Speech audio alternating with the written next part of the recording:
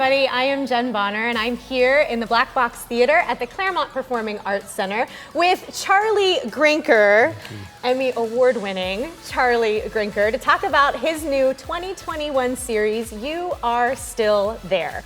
Now, I've had the pleasure of seeing a few clips from the new series, and it is unique, it is fascinating. It's just absolutely fantastic. Charlie, congratulations. Well, thank you, and I'm thrilled to be back for another season. I think I like the idea that this year we're calling it You Are Still There. And you know, basically, I've said this before, and a lot of people enjoy hearing it. And what it is that we are very fortunate. We are the first people in history, we people of the last century, who can save the sights and sounds of just about anything that's happened anywhere. And you know, think about this. If this had all happened in the 19th century, we today could be listening to the voices of Abraham Lincoln, Queen Victoria, even Buffalo Bill. Yeah, that's so true. So what has made my work, I think, successful, in large part, is the voices of a lot of people who were there, and now you are there with them and with me. Some of you have heard the name Quincy Jones. Everybody doesn't know it, though. But that's Quincy, here, I wrote this down for myself. It's amazing. He is world famous as a record producer, of course, Michael Jackson and others, a multi-instrumentalist, a songwriter, a composer, an arranger, and a film and TV producer. And in the process, by the way, in his 60-year career, he managed to win 28 Grammys. Man. I mean, just think about that. And in addition to that, he's been nominated for 80 Grammys. So being with him, interviewing him, and there's a nice piece of the interview that we're using in this promotion we're doing, and I think you'll enjoy it. He talks a little bit about his childhood, and then we get a glimpse of him at work with Frank Sinatra, with Michael Jackson. What more can I say?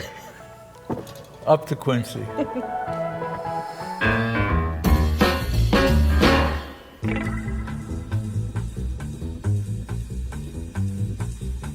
I think back to your beginning in Chicago, 1933.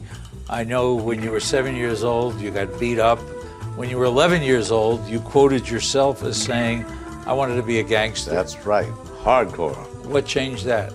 Well, because all I saw were dead bodies and Tommy guns and stogies, piles of money. My father was a master carpenter for the most notorious black gangsters in America. All children want to be is what they see. All we saw were gangsters and piles of money and all this stuff. And so we became baby gangsters at 10 years old. We broke in the Army. We had heard of some ice cream and pie coming in.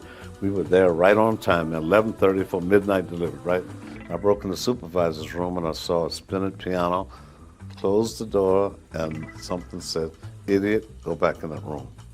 I was 11 years old.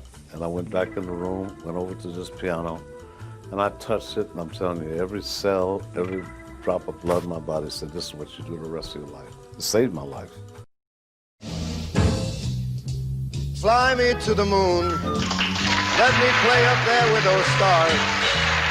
You also have said that there never has been a better moment in your life than working with Sinatra and Basie. Frank gave you the nickname Q, right? What could follow it? What could follow it? While I was working for Barclay Records in Paris, we took everybody down on the train to play the Sporting Club for a benefit for Grace Kelly with Sinatra.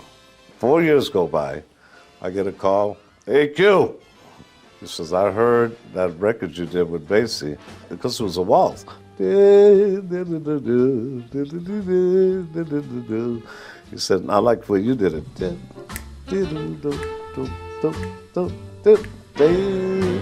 And he said, that's where I want to do it. Would you consider doing an album with me and Count Basie? Basie was like my father, you know. He adopted me at 13. I said, man, is the Pope a Catholic? Are you kidding? Yeah. I was there 2 days later in Kauai, and we worked with each other till the day he left the planet. Michael Jackson, what did you do to bring out the best in him? We got connected when I did The Wiz with Sidney Lumet. Yeah. God bless him.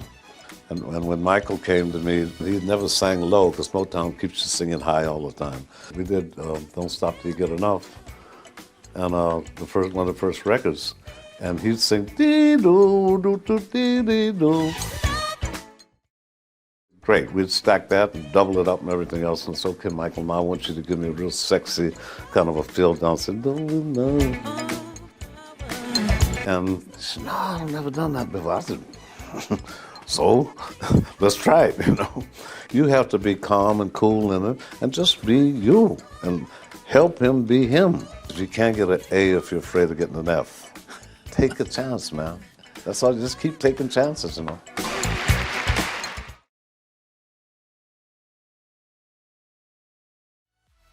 There are some really, really wonderful moments in this, and we look forward to having you here, welcoming you to the Performing Arts Center for the You Are Still There series. It's going to be every second Friday of the month at 2 p.m. starting in January and running through July. There's free parking spaces for everybody. There are lots of restaurants nearby, so you can make a whole day of it. So we would love to have you all join us for that. And in the meantime, take care. We're looking forward to being with you. Yes, absolutely. We hope to see you there.